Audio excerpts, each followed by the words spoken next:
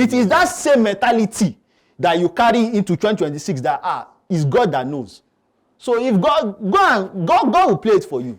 God, don't worry. Shebi is God. Me I told you human analysis that you will not qualify, but you think that God, okay, let God do it for you. But God knows that. Let God do it. We will come back in 2025. We will see who is correct. If it's God, if it's me. Let's continue.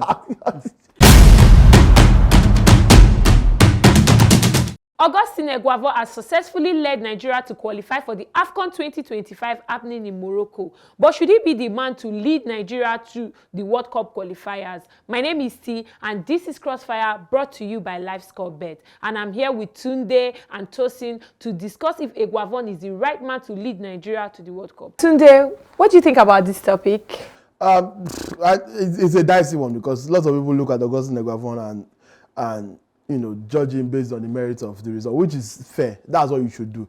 I mean, the man is only as good as his last result, and the results have not been great. Picking up 1 point out of 6 possible against Benin Republic and at home to Rwanda. Losing at home to Rwanda is not something that any Super Eagles manager should be able to get away with. But even though I don't think that Augustine Eguavoen should be the Super Eagles manager generally, I would say he should still be the one to lead us to the World Cup qualifiers at the very least. Because if you have decided to go down this Eguavoen route, you might as well just stick it out. I don't think that by the time we brought in Eguavoen, which is after we had fired, Fini the judge, that's after we had refused to renew Pesero's deal. I don't think by the time we brought in Eguavoen, it was a case of we want to qualify for the World Cup. I don't think if you need to qualify for the World Cup, I don't think Augustine Eguavoen is the one you turn to and say, help us.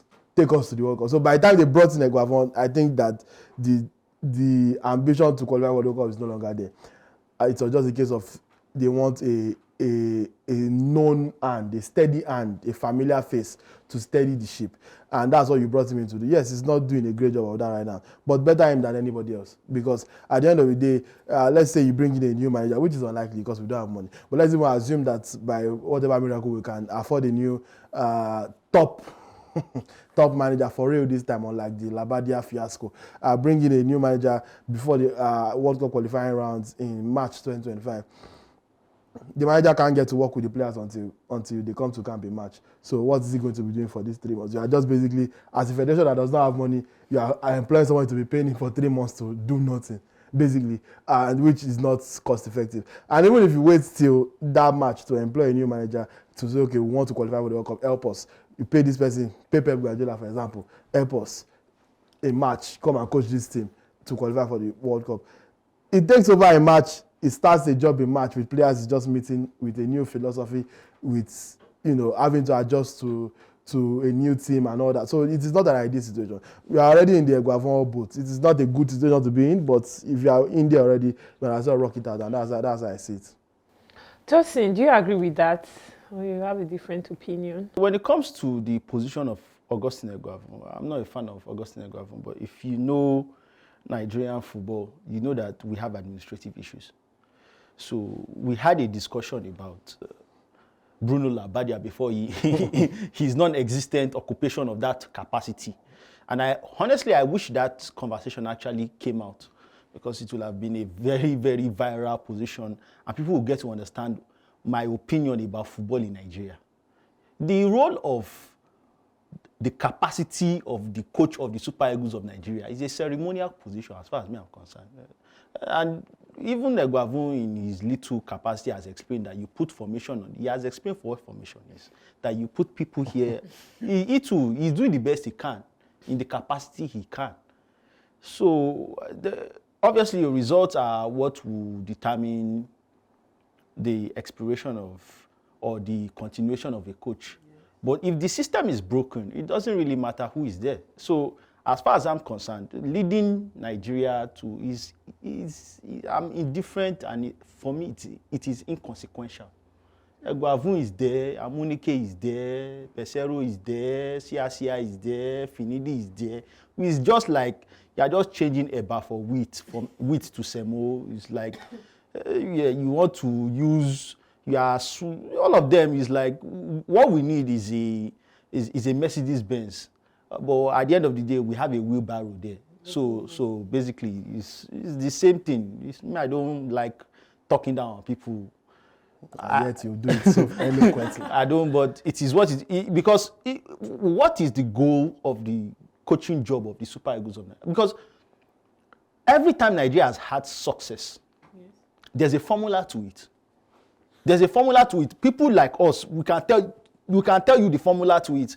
But when you have people who have a myopic mindset, a backward thinking mindset, and they with their propaganda and their capacity for not focusing on football and looking for concerts in Delta State. That's call name at this that's point. their priority. You don't call name and the NIN number of the person you're talking about. That's their priority. You land yourself in the situation we are. So as far as I'm concerned, I actually have no problem with Eguavoen continuing. I have no problem with Eguavoen being discontinued. It doesn't really matter.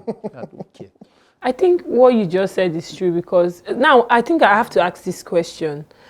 Do you think Nigeria will qualify with or without Eguavoen today? Mathematically, there's still a chance. Yes, Nigeria is second from bottom. So mathematically, it's not crazy. 4 points gap in 6 games can be overturned. But you have to, have the right hands in charge to do that. For it to happen, I don't know if Eguavoen has shown enough to prove that he's the man that can do that. That's where the issue is now. It's a case of Nigeria has to win the rest of their 6 games. On paper, it is doable. From what we've seen in this World Cup qualifying series, it is never going to happen. Because in this qualifying series, we've lost at home to Lesotho. We drew at home to South Africa, drew away to Zimbabwe, drew away to Rwanda. In the World Cup qualifying series, those same teams in the AFCON qualifying series, we failed to beat Benin Republic away. We lost at home to Rwanda again. So, none of these results inspire confidence. But then again, March 2025 is a long time from now. That's 4 months from now. So a lot can change in 4 months. Who knows? Players can be in better form. Maybe there is a different manager at that time. And with or without Eguavoen, the players might just lock in with, there is a saying about, things not coming easy in Nigeria. Maybe we just don't like when things are too easy. Maybe that's why we decided to first give everybody a 4-game head start and say, you beat us at home. Let us drop points where we can pick up. And that's why we have only 3 points from 4 games in a group where, on paper, everybody thought that we were going to, we were going to run through the group. So as it stands, we literally have to win every single game left in this group, which is possible, but also is not possible. So can Nigeria qualify for the World Cup? Yes. The chances are not high. I know Tosin is going to say absolutely no, because even before a ball was kicked, he has been the eternal pessimist talking about Nigeria cannot qualify for the World Cup. I think Nigeria can qualify. The chances are just very low. I would say maybe as it starts, a 20% chance. But if you enter the 2 matches in March and win 2 games, automatically confidence boosts, the chances increase. But I'll say right now it's a 20% chance. It can still be done. I'm hoping it gets done. Nobody wants to see the national team, the Super Eagles, miss back-to-back World Cups, especially after it missed what's arguably the best World Cup we've ever seen in 2022 Qatar. We were not a part of that, and now we are going into the one that involves the United States, Mexico, and Canada. And a lot of people are projecting that this is going to be another one of the greatest tournaments we've ever seen. And we looks like we're going to miss that as well. So we don't want our best players to miss the biggest tournament in the world. So I think that there's a chance, and I'm choosing to remain optimistic. But I already know what Tosin is going to say. Tosin, do you agree with what he said? We had a conversation in October 2023 when the draws were done. I said Nigeria was not going to qualify. It's not. Well, I have a superior knowledge, but I'm not going to boast about that. But I literally said that Nigeria was not going to qualify. I stated my facts then. And we find ourselves in this position. One, I want Nigeria to qualify as a Nigerian. Yes. And obviously, as a journalist, it opens up a lot of opportunities. But I look at it objectively from the fact of the administration of Nigerian football, the preparation of Nigerian football. And it just tells you, you go into a group with 6 teams, which means you are going to play 10 games. You already know that there are 30 points up for stake. Normal common sense will tell you that if you are striving to qualify from this group, you need about 20 points. 20 points. Where do you want to pick majority of your points? Is it not at home? You want to pick majority of your points at home. A serious team will try to aspire to get 4 wins at home and a draw. Something like that is fine. 4 wins at home is 12 points. With a draw at home, that's 13 points. You are looking for 7 points on the road. That's fair. When you start your qualification campaign with a lackadaisical approach, you draw at home to Lesotho and you say you forget dropping points to South Africa. I don't even really mind. South Africa, according to the FIFA rankings, is the closest team to Nigeria in the group. So dropping points at home against South Africa, that could be the one draw you will get. It is the game against Lesotho, which is supposed to be technically the worst team in the group. You drew at home to that team. It was a loss, like that's what I'm telling you. It was a 1-0 loss at home. No, we drew 1-1. Semi Ajayi equalized. We drew 1-1 at home. The next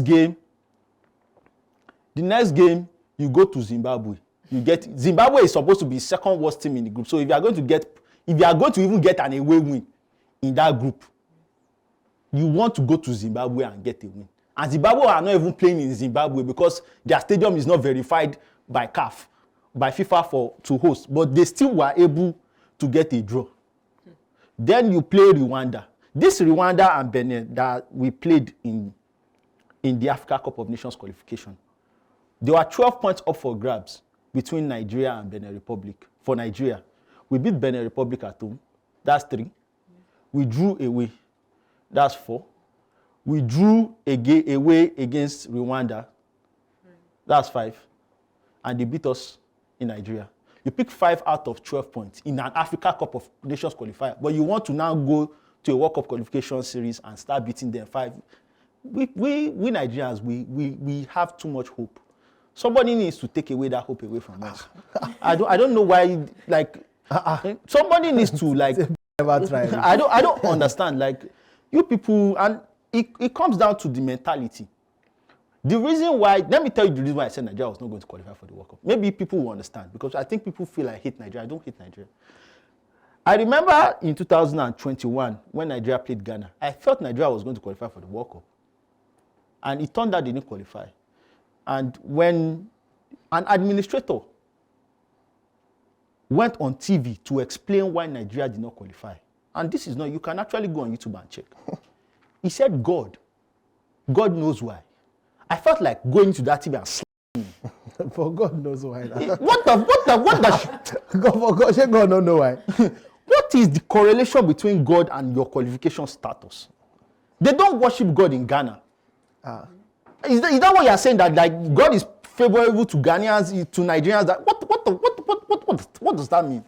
If you have that kind of archaic mindset, and that is the kind of, that's when I know that, okay, these ones, they are not a serious entity. They are not a serious organization. They are not a serious football federation.